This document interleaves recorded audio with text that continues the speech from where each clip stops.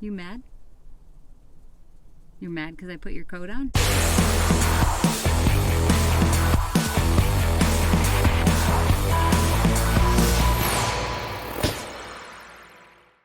Hey everybody, it's Melissa here, the Unlikely Hiker, and I am here with Ruby. So as many of you know, hiking with a dog can be very rewarding. When you're hiking or backpacking with your dog, or dogs, they need their own gear too. There's certain things that you might want to have with you when you're out on the trail. It is after Christmas and it's a little chilly here in upstate New York. And as you can see, Ruby is wearing her Kergo Puffy dog jacket, which she absolutely hates. She will run away from you if you try and put this on her. However, you're a good girl. However, for those really chilly times or when you're backpacking and let's say you stop at a lean-to, your dog might get a little chilly, or when you're camping overnight and your dog tosses and turns in their bag, they might need a little bit of extra insulation. And this coat from Kergo, there's lots of brands out there, you can get whatever you like, but it offers a little bit of synthetic insulation for her. Oof, I'm a little chilly. You chilly, Roo? Another piece of equipment that I do have for Ruby for when we are backpacking, and I actually did use this in the summer too, is a synthetic puffy blanket.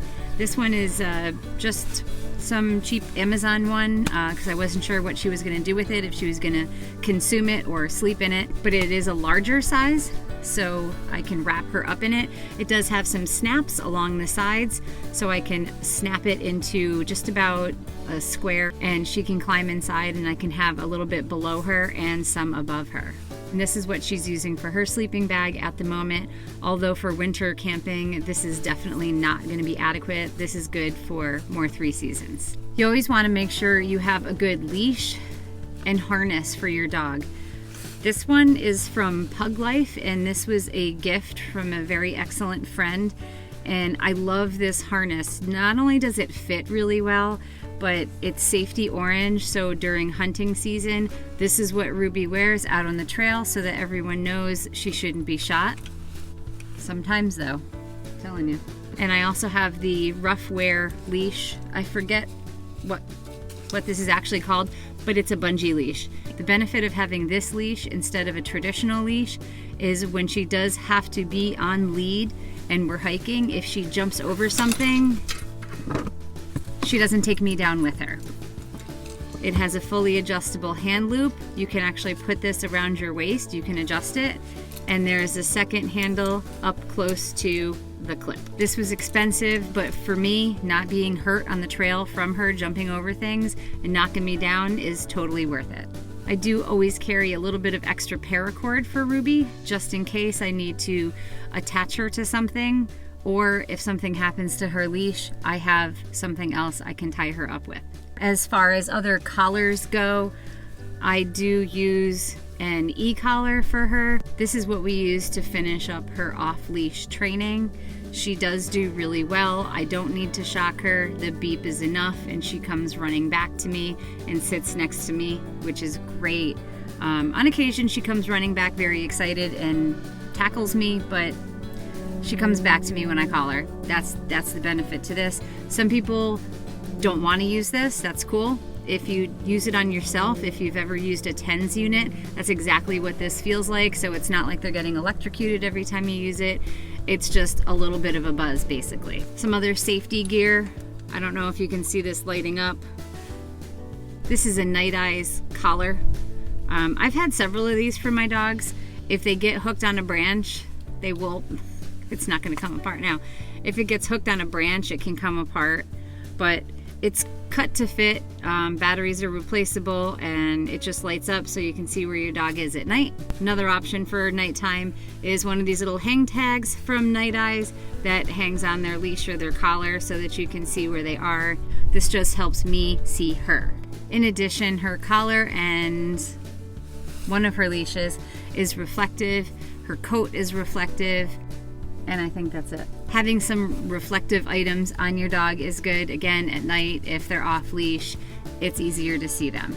I don't have a lot in Ruby's first aid kit. I only have the basics, but they include 4 paw covers, little booties, and this basically feels just like a really thick balloon. They're called paws.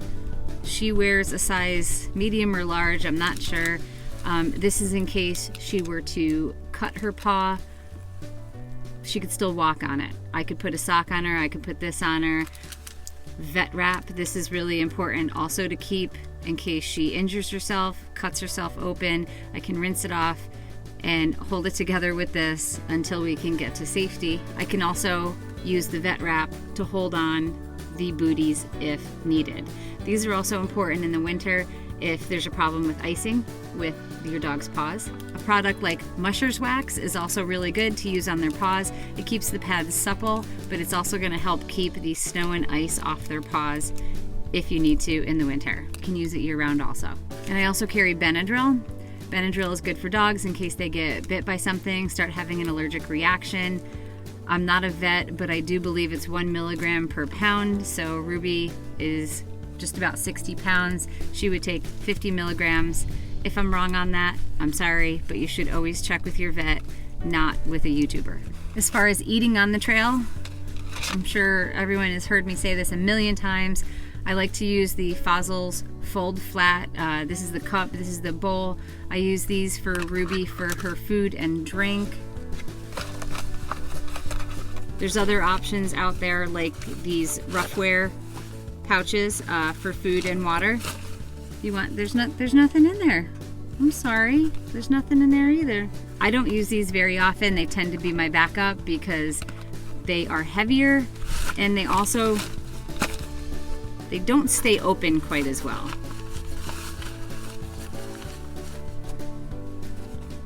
I guess that's not bad, but I don't know, not my favorite. These do tip over a little bit easier, but honestly, it has not been an issue.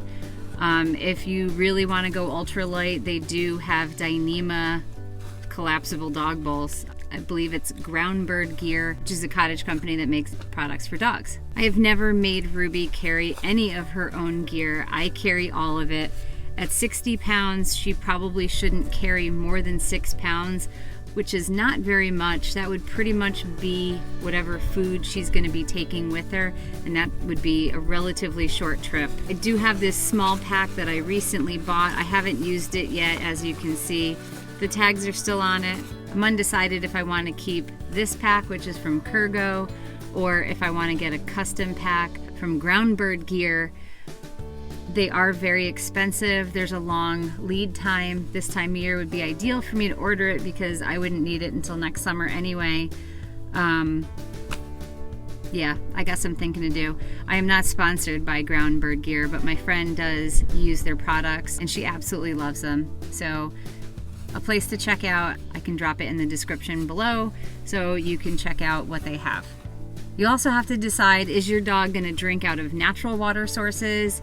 Are you going to bring filtered water for them, or is it going to be a combination? This little princess sitting to my left doesn't really like water that has dirt in it. So some dogs really don't care. They're not very discriminating. She will drink some water, not all water, so I do bring extra water for her. I have taught her to drink out of my hydration bladder hose. That's really convenient.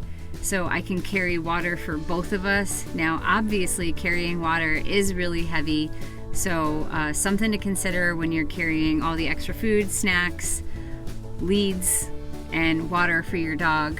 You might actually need a bigger pack. I do always carry a towel for my dog, and that's just so I can wipe off any obvious grime because she runs through all water. You know, she's half lab, half poodle, so she gets pretty messy. The mud doesn't come off very easy for her, so I keep this around just to keep me sane and her a little bit dry. And I do actually take this with me backpacking as well. This is pretty light, it's a little bulky. I have other ones that are less bulky but weigh about the same, maybe a little bit lighter.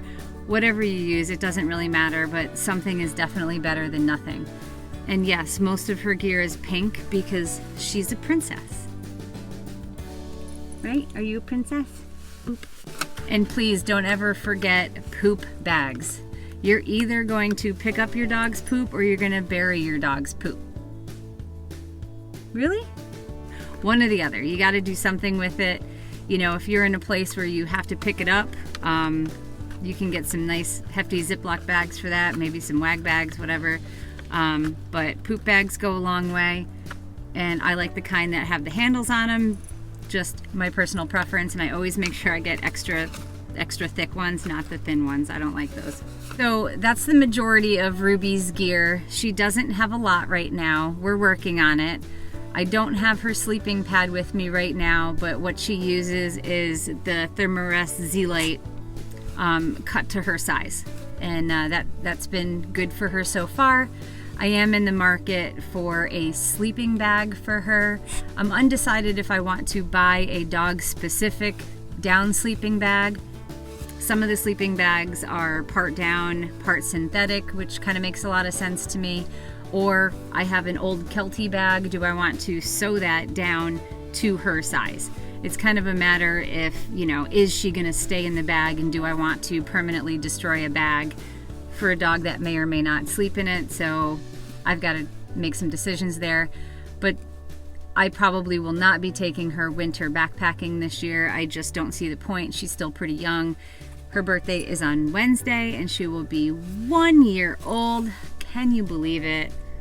1 year old.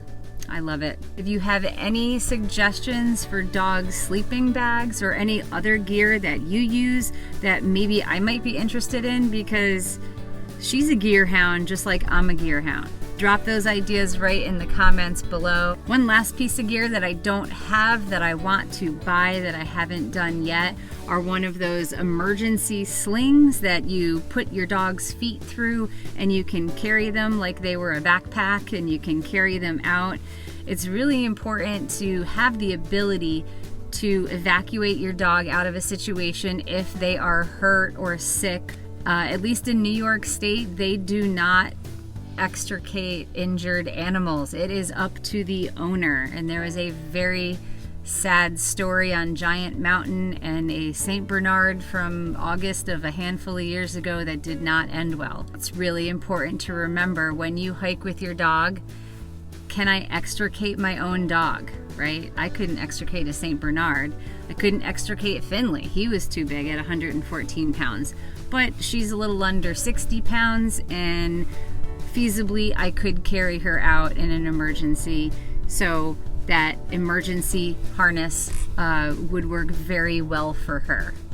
So you want to remember to have a way to get your dog out of the woods in case of an emergency. That's it. That's all I got for you.